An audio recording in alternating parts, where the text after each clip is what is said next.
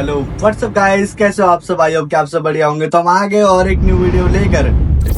आज हम जा रहे हैं खूनी मंडी के हॉरर वीडियोस पे रिएक्ट करने। जी हाँ दोस्तों, एंड अभी रात के कुछ ज्यादा टाइम नहीं हुआ है, अभी रात के 9:30 बज रहे। तो वीडियो का टाइटल है साया हॉरर स्टोरी इन हिंदी, सच्ची कहानी खूनी मंडी। साया साया ये घटना 2014 दिसंबर में इंदौर में घटी थी। उस वक्त इंदौर में ठंड का मौसम था और बेहद सर्दी पड़ रही थी।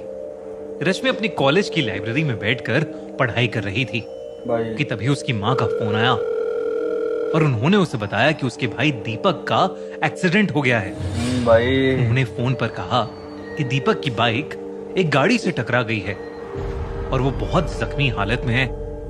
रश्मि की मां ने उसे फौरन हॉस्पिटल बुला लिया। जिस हॉस्पिटल में रश्मि का भाई दीपक एडमिट था, वो रश्मि के कॉलेज से बस कुछ ही मिनट की दूरी पर था। वो बिना कुछ सोचे घबराई हुई हॉस्पिटल के लिए निकल पड़ी। आईसीयू रूम के बाहर रश्मि के परिवार वाले मुंह लटकाए बैठे थे। दीपक की हालत बहुत सीरियस थी। भाई। पर कुछ घंटों बाद जब डॉक्टर बाहर आए तो उन्होंने उसके परिवार वालों को बताया कि दीपक अब खतरे से बाहर आ चुका है। भाई थैंक गॉड खतरे से बाहर है, वरना तो मैं तो सोचा था भाई डेथ हो गया।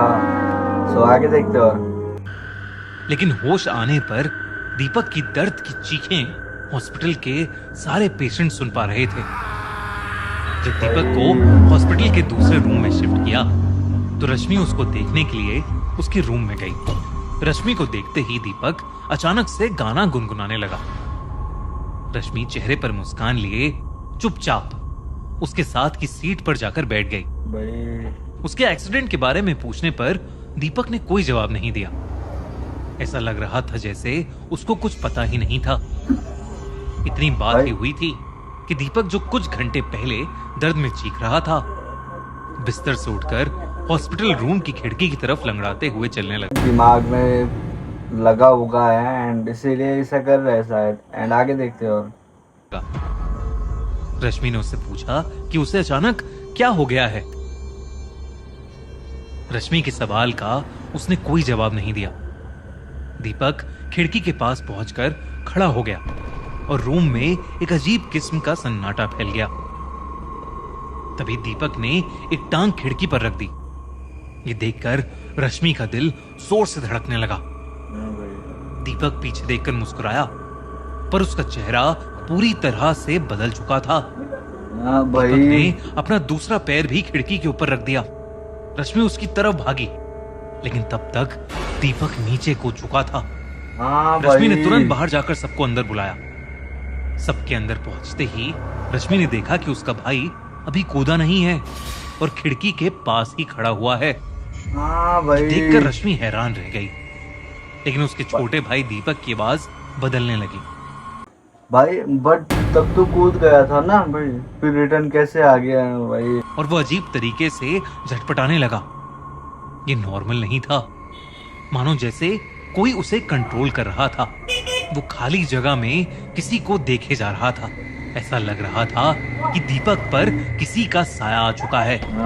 शाम को दीपक लगातार बड़बड़ाता रहा कि अगर वो हॉस्पिटल में ज्यादा देर तक रहा तो जल्द ही कोई उसे मार देगा। डॉक्टर्स के इंजेक्शन देने पर भी वो सो नहीं रहा था। दीपक की हालत अब और खराब होती जा रही थी। रश्मि की मां अपने बेटे को ऐसी हालत में देखकर घबरा गईं और उसे डिस्चार्ज करवा के वापस घर ले गईं।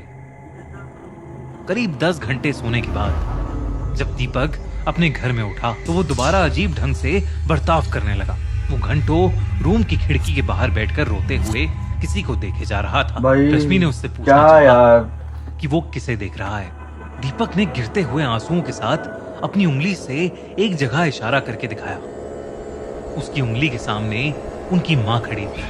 भाई। दीपक का हाथ अपनी तरफ देखकर उसकी मां भी डर गई, पर यह किसी को नहीं पता था कि दीपक अपनी मां के पीछे की तरफ इशारा कर रहा था। भाई। दीपक को अपनी मां के पीछे किसी औरत का साया नजर आ रहा था।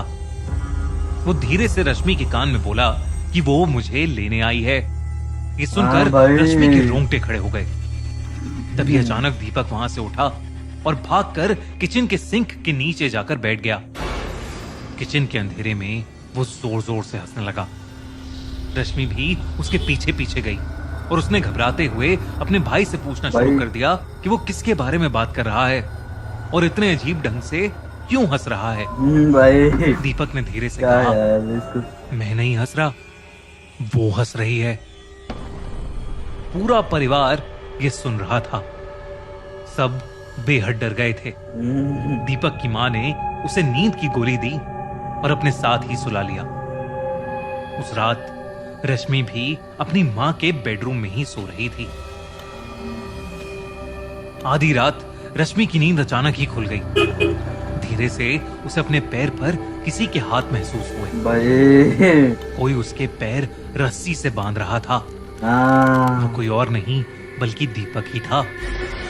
रश्मि कैसे न कैसे करके खुद को छुड़ाने की कोशिश करने लगी, भाई लेकिन तभी रश्मि ने देखा दीपक की आंखों का रंग लाल पड़ने लगा था। ऐसा लग रहा था कि जैसे दीपक की नीली आंखें रात के अंधेरे में चमक रही हों। दीपक रश्मि के बगल में आकर लेट गया और उसे घूरने लगा। रश्मि को उसका छोटा भाई बहुत डरावना लग रहा था। तभी उसके भाई ने रश्मि के बाल पकड़ लिए और उन्हें जोर से खींचने लगा। दर्द के मारे पल भर के लिए रश्मि की आंखें बंद हो गईं। जब उसने आंखें खोली तो दीपक कमरे में नहीं था यार, और रश्मि के पैर भी खुले हुए थे। उसे लगा कि शायद उसने कोई बुरा सपना देखा है, लेकिन जैसे ही उसने करवट ली उसका खून सर से पैरों में भाग गया। उसने एक औरत को अपने बगल में लेटा हुआ देखा। पूरे कमरे में शांति थी, पर रश्मि की एक चीख ने सबको नींद से उठा दिया। क्या यार रश्मि ने जब भाई ऐसे कोई हॉरर सीन होता है किसी के मतलब फैमिली में किसी के साथ होने से तो भाई तो पूरा फैमिली गया। एंड आगे देखते हो अपने माँ बाप को बताया कि उसके साथ क्या हुआ है तो वो सुन पड़ गए। तभी उनके घर की छत से दीपक के चीखने की आवाजें आने लगी। तीनों ने छत पर जाकर देखा तो दीपक खुद से ही रात में बातें कर रहा था। रश्मि और अपने पेरेंट्स को देखते ही दीपक उनकी तरफ मुड़ा और उन्हें देखकर एक अजीब ढंग से मुस्कुराया।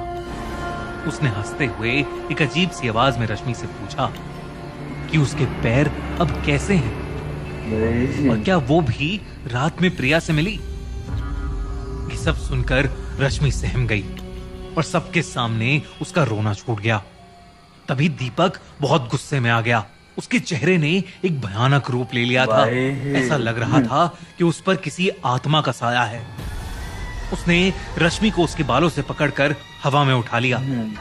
जब उनके पापा दीपक को रोकने उसके पास गए तो दीपक ने दूसरे हाथ से अपने पापा को एक जोर का धक्का दिया और वो नीचे गिर पड़े। दीपक रश्मि के ऊपर बहुत जोर से चीखा और चीखते ही अचानक बेहोश होकर नीचे गिर पड़ा। सुबह जब दीपक को होश आया तो वो अपने ही घर में एक चेयर से बंधा हुआ था। एक पंडित उसके सामने बैठा था। पंडित ने दीपक को देखकर बताया कि एक्सीडेंट की जगह से दीपक के साथ कोई और भी वापस आया था, एक औरत जो उसी रोड पर मर गई थी। अब सबको समझ आने लगा था दीपक जिस प्रिया की बात कर रहा था शायद वो वही औरत थी जिसकी एक्सीडेंट में मौत। इससे क्या कनेक्शन? बट भाई अभी तो कोई भूत प्रेत भाई कनेक्शन भी नहीं देखती, चली जाती है किसी के साथ। आगे देखते हो हुई थी। पंडित ने कहा कि उन्होंने पूजा करके दीपक के अंदर से उस लड़की की आत्मा को मुक्त कर दिया है। उसके बाद पंडित की सलाह मानकर दीपक को हॉस्पिटल में फिर से एडमिट कराया गया।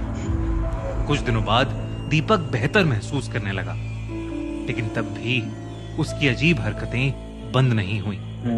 आखिर में दीपक के परिवार वालों ने एक नए शहर में एक नए घर में शिफ्ट किया। जब दीपक नई जगह आया तो वो धीरे धीरे नॉर्मल होने लगा और अब वो बिल्कुल ठीक है। वीडियो खत्म हो चुका है।